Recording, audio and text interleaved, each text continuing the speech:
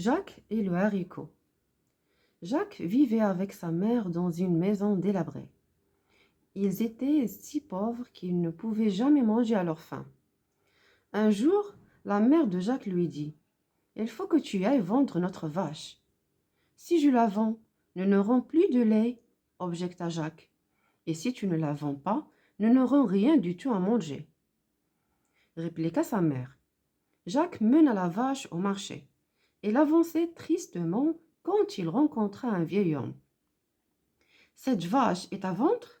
Demanda le vieil homme. Comme Jacques faisait oui de la tête, le vieil homme continua. Alors je l'achète. Tiens, voilà 5 haricots. Jacques se mit à rire. Vous ne pouvez pas acheter une vache avec 5 haricots. Bien sûr, répondit le vieil homme, mais ce sont des haricots magiques. Ils te permettront de faire fortune. Marché conclu. Jacques donna sa vache au vieil homme et prit les haricots en échange. La mère de Jacques se mit en colère. Enfin, dit-elle, tu ne comprends pas? Nous avons besoin d'argent. Comment peux-tu être aussi bête? Tiens, voilà ce qu'en fait de tes haricots. Et elle les jeta rageusement par la fenêtre. Jacques alla se coucher sans manger. Il avait de terribles remords et décida d'aller chercher du travail dès le lendemain. Le lendemain matin donc, il se leva de bonne heure. Aucun rayon de lumière ne pénétrait dans sa chambre, comme si quelque chose cachait le soleil. Jacques s'approcha de la fenêtre. Il y avait là la plus énorme tige de haricots que l'on puisse imaginer. Elle avait poussé dans la nuit, juste sous la fenêtre, et à présent, elle s'élevait jusqu'au nuage. Le vieil homme n'a pas menti, se dit Jacques. C'était bien des haricots magiques. Je vais grimper à cette tige pour voir ce qu'il y a en haut. Et Jacques grimpa sans écouter les recommandations de prudence de sa mère. Il grimpa toujours plus haut, traversa une couche de nuages blancs et arriva au sommet de la tige de haricot. Elle était dans un autre monde qui ressemblait beaucoup au nôtre, à part que tout était 3 ou 4 fois plus grand. Jacques commençait à avoir vraiment faim. Il frappa hardiment à la première porte qu'il trouva. Une femme lui ouvrit. Elle était si grande que c'était sûrement la femme d'un géant. Jacques se fit inviter à manger. Et quand il eut fini son repas, il entendit résonner des pas dans le couloir. Une voix rugit. Ra-re-ri-re-rum, je sens l'odeur d'un homme. La femme du géant poussa Jacques dans le four en lui disant: Ne fais pas de bruit. Si mon mari te découvre, il te mangera. Le géant entra dans la cuisine et se fit servir un casse-croûte. À la place d'un homme, il dut se contenter de manger un énorme plat de céréales.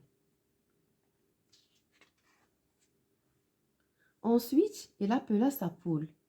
Pond un œuf, ordonna-t-il, et la poule répondit un œuf en or. Jacques, qui avait tout vu depuis sa cachette, décida de s'emparer de la poule.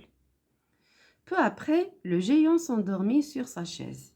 Jacques en profita pour grimper sur la table, prendre la poule et courir à toute vitesse jusqu'au sommet de la tige de haricot.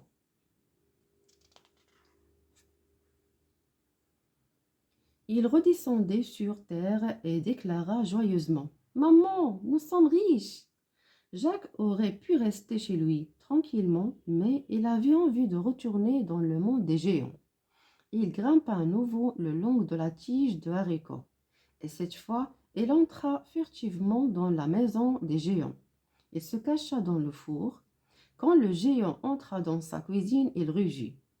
Ra-re-ri-re-rum, je sens l'odeur d'un homme. Le géant commença à chercher où était cet homme, mais il perdit patience. Pour le calmer, sa femme lui servit un énorme plat de lentilles.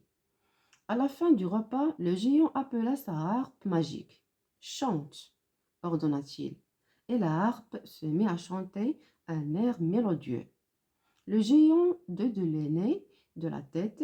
Au bout de quelques minutes, il s'endormit. Aussitôt, Jacques sortit de sa cachette, bondit sur la table, prit la harpe et s'enfuit. Mais la harpe magique cria: Mon maître, au secours!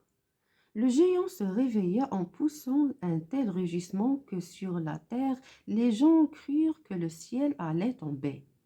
Rarerirorum, je sens l'odeur d'un homme. Heureusement, Jacques était déjà loin.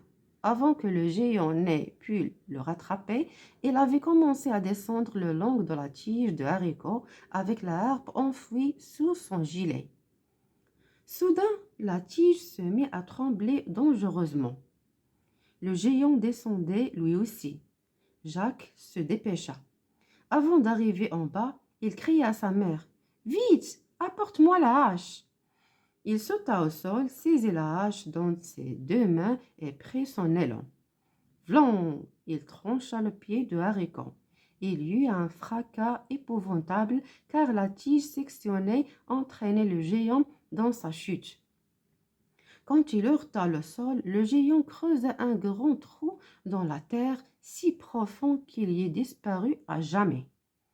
Jacques et sa mère vécurent heureux avec leurs poules qui pondaient des œufs en or et leur harpe qui chantait des airs mélodieux. Plus jamais ils n'ont connu la pauvreté.